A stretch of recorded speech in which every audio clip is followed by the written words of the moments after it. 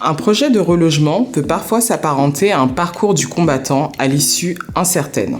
Pourtant, même s'il n'y a pas toujours de solution, sa réussite dépend plus souvent d'un travail qui nécessite de composer le projet de relogement avec 3 éléments principaux: le contexte, le réfugié et vous-même.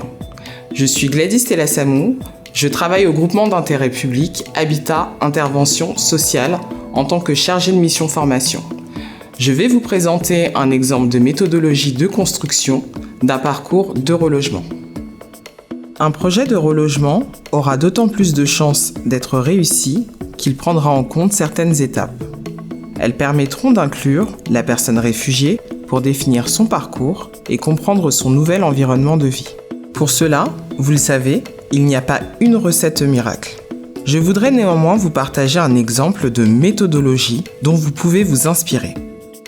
Tout d'abord, il est important d'avoir à l'esprit qu'il s'agit d'une démarche de compréhension mutuelle entre la personne réfugiée et vous-même, mais également entre elle et son nouvel environnement de vie.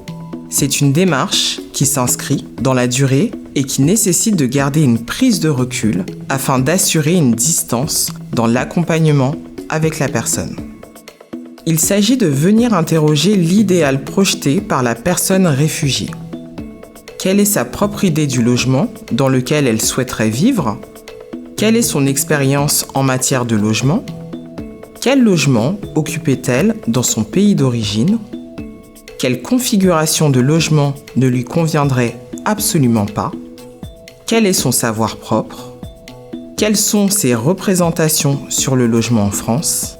Quels sont ses réseaux de savoir? Et quelles sont enfin ses contraintes personnelles et ses limites? Ces éléments subjectifs relevés permettent de mieux comprendre et accompagner la personne vers la phase d'objectivation en lien avec le contexte régional du logement. Il s'agit ici d'aider la personne à rendre son projet réaliste et à le personnaliser. Quelle est la réalité de l'accès au logement sur le territoire où elle est hébergée?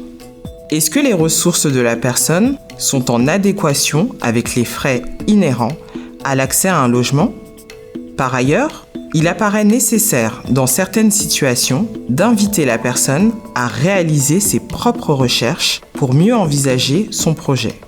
Enfin, il est nécessaire d'inclure les spécificités de la personne accompagnée, notamment lorsque celles-ci ont un impact sur le projet de relogement.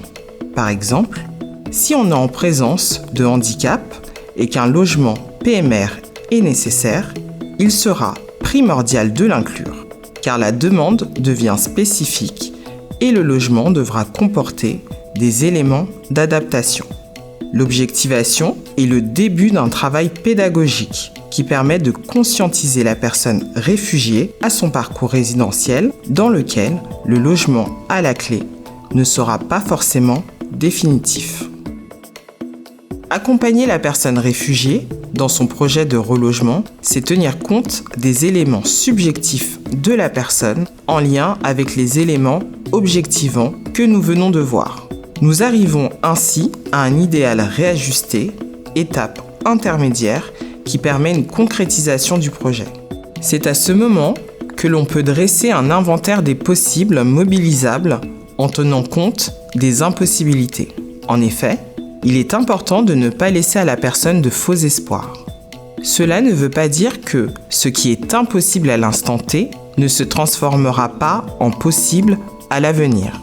La connaissance des aides, la délimitation d'une zone géographique de recherche et des formes de logement souhaitées permettent d'éviter de sélectionner les pistes à explorer en écartant celles qui seront incompatibles. Le réfugié et vous êtes alors en pleine capacité pour mener à bien le projet concret. La DLS pourra être actualisée de manière efficiente. Il vous sera possible de vous projeter sur 6 mois et d'effectuer de multiples recherches, notamment sur les possibilités de mobilité nationale et d'accession au parc privé. Cette posture réactive sera une excellente alliée pour déboucher sur le logement adapté, c'est-à-dire le plus proche possible des souhaits du réfugié, adapté à sa situation et à sa composition familiale. En fonction des opportunités et de l'évaluation de l'autonomie du ménage, son relogement pourra être pérenne ou un tremplin. Même si, bien souvent, sa demande de logement devra s'adapter au logement proposé, c'est le travail réalisé en amont qui rendra le relogement possible. J'espère que cette méthodologie vous a donné quelques idées pour enrichir votre pratique, pour pouvoir la garder sous le coude et l'utiliser à tout moment. Vous la trouverez sous forme de graphique téléchargeable dans votre boîte à outils.